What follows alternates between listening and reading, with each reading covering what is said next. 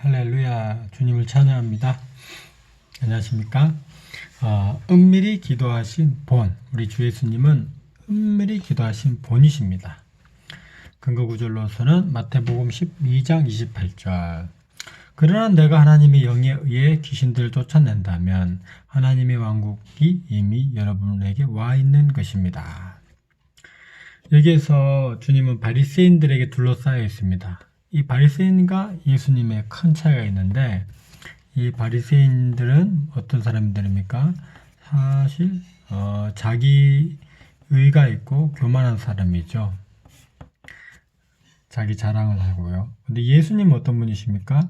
여기에 보면은 하나님의 영에 의해 귀신들을 쫓아낸다면, 예수님은 하나님의 아들이시기 때문에 그분 스스로가 귀신들을 쫓아낼 능력이 그분 스스로 갖고 있으십니다.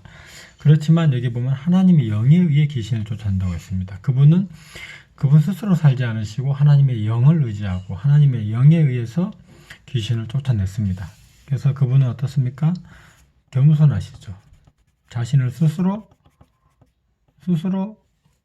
뭔가 옳은 일을 하지 않으시고 겸손하고 하나님의 영을 의지했죠. 성령에 의해 살으셨죠. 행하셨고. 그래서 이분이 하나님의 영으로 귀신을 쫓아내기 때문에 하나님의 왕국이 여러분에 와 있다 했습니다.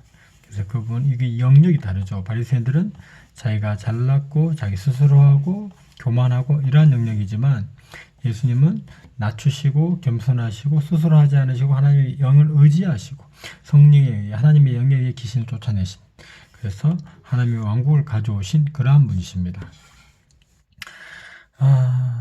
그리고요, 마태복음 17장에도 보시면 제자들이 따로 예수님께 나와서 우리는 왜 그 귀신을 쫓아낼 수 없었습니까? 라고 하니, 제자들이 물었죠. 제자들은 귀신을 쫓아낼 수가 없었죠. 그런데 예수님이 말합니다. 그러나 이러한 종류는 기도와 금식이 아니면 나가지 않습니다. 여기서 재밌는 게 예수님과 제자들 함께 있었잖아요. 근데 제자들은, 이 말은 이제 예수님이 이제 귀신을 쫓아내는데 기도와 금식이 아니면 나가지 않는단 말은 그분은 기도하셨고 그분은 금식하셨단 말이죠. 제자들과 함께 있는데 누구는 제자들은 안 되고 예수님이 되고, 이 말은 뭐냐면 예수님이 은밀히 제자들이 모를 정도로 은밀히 기도하시고 금식하셨고 그리고 나서 귀신을 쫓아내셨다는 것입니다. 그러니까 제자들은 알지 못했죠. 주님이 얼마나 기도하셨는지, 얼마나 은밀히 금식하는지 몰랐다는 말이죠. 그러나 주님은 이 땅에 귀신들을 쫓아내실 때 그분 스스로 귀신을 쫓아내신 것이 아니라 은밀히 기도하시고 금식하시고 하나님을 의지하시고 하나님으로 충만한 하나님의 영으로 그렇게 하나님을 의지하여서 그렇게 귀신을 쫓아내시고 결박하신 것입니다. 그래서 이게 우리가 볼 수 있는 것은 그분은 은밀히 기도하신 본입니다.